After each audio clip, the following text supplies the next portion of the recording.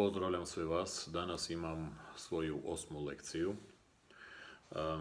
Evo, ima jedna želja da se priča o nadi. Ja sam nešto dodirnuo tu temu nada, ne temu u stvari, govorio sam nešto o njoj, ali sam rekao da ću više pričati o nadi.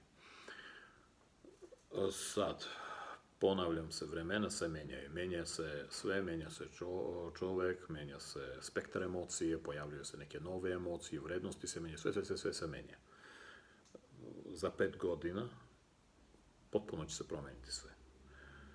Sad, što se tiče nade. Danas bih htio nešto malo više da objasnim.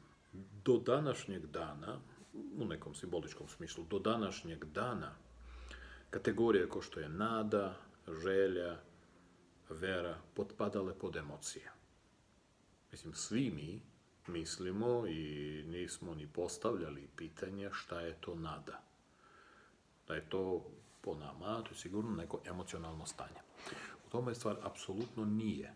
Nada nije emocionalno stanje, nego to je određeno mentalno stanje.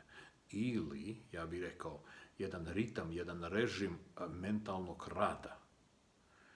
Kao u automobilu. Zamislite da si uključio auto, na primjer on je u leru i dao si na 2000 obrtaja. Zamislite da tih 2000 obrtaja, kada automobil, motor radi na 2000 obrtaja, taj intenzitet rada i ta vibracija, i taj zvuk, sve. Zamislite da se to novo zove stanje nade. Šta to nama daje?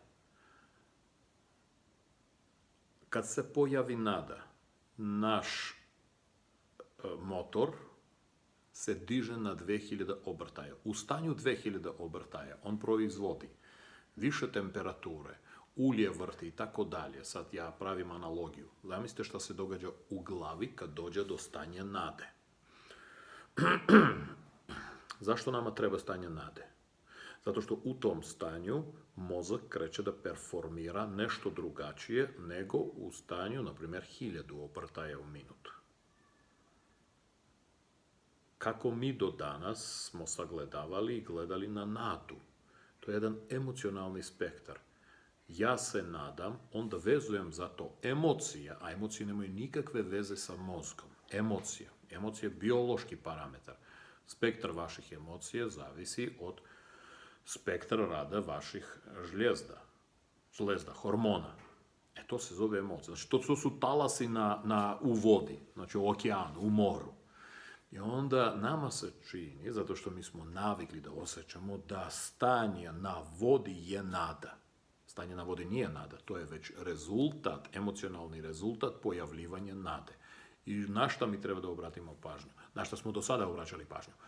Upravo na te talase, realno na emociju, a ne na stanje motora.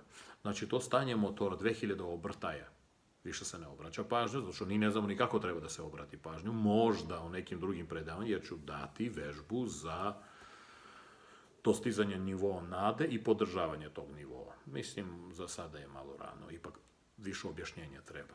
I mi se onda obraćamo pažnju na talasanje. A zato što ljudi su emocionalna bića, šta hoću da kažem, mi registrujemo realnost onako kako je osjećamo. Ne kako procesiramo u glavi, nego kako osjećamo. Zato čovjek misli ono što osjeća. Na današnji dan. I očigledno narednih još 100 godina. On misli ono što osjeća. Znači, ako se uspjelo stvoriti kod čovjeka emocionalno stanje, koje mu odgovara emocionalno, ti si dobar čovjek. Ako nisi uspio da stvoriš, ti si loš čovjek. Znači, vidite kako je mentalno stanje, razmišljanje zavisi od emocije. Nada nema veze sa emocijama. Emocije su posljedice nade. Ako nada mentalno stanje, to znači to je apsolutno biološki ili mentalno neophodno, prirodom formirano stanje. Čemu služi to stanje nade? Sad ću napraviti drugu analogiju. Zamislite da treba da se priključiš nekom internetu.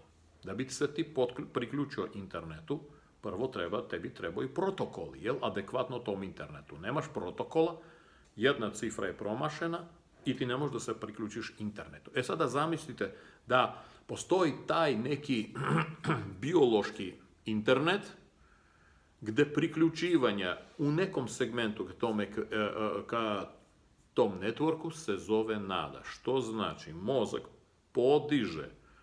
podešava parametre svoje i aktivira se nada. U tom momentu je priključeno. Zato je nada element očekivanja nečega.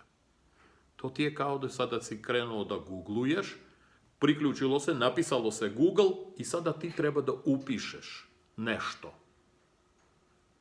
To što ćeš ti upisati, zato što već se aktivirala konekcija, bi se zvala želja. O želji ja ću očigledno u nekoj sljedećoj svojoj mini lekciji da pričam. Prvo mi treba da znamo kako da se priključimo ka internetu da bi se pojavio taj ezo Google. I čim se pojavi nada, mi smo u internetu.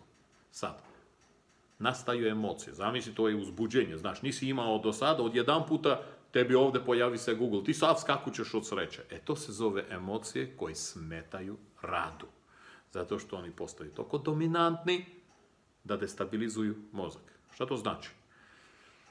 Čim se pojavi stanje nade, obrnuto, emocija treba da siđe da ne bi poremetila to stanje nade. Da nada vibrira ili možda na ćelije vibriraju na svoj način. I to je krajnje bitno. Kad mi budemo došli, možda ne sutra, čovječanstvo bude došlo do razumijevanja nade, sa objašnjenjem koncepte nade, plus u školama kad budu bili specijalni časovi, možda i čak ceo predmet, šta je nada, čemu služi i kako treba da se nadaš. Kad se napiše ceo, protokol, objašnjenje kako se to radi, kako se to koristi. Tek onda mi imamo mogućnost da uključimo želju. I ta želja, kad ti napišeš i izgoogluješ, ti dobit ćeš sve i svašta. Posle toga dolazi intelekt. Šta od onoga što si dobio, realno ono što si tražio. Ja ću posle da pričam kako tačno precizirati želju. Nadam se da sam nešto objasnio o nadi. Šta je to i kako mi treba da prilazimo ka nadi. Praktično, nije vežba, savjet. Od sada ko imate nadu, probajte da ne ugušite nadu emocijom.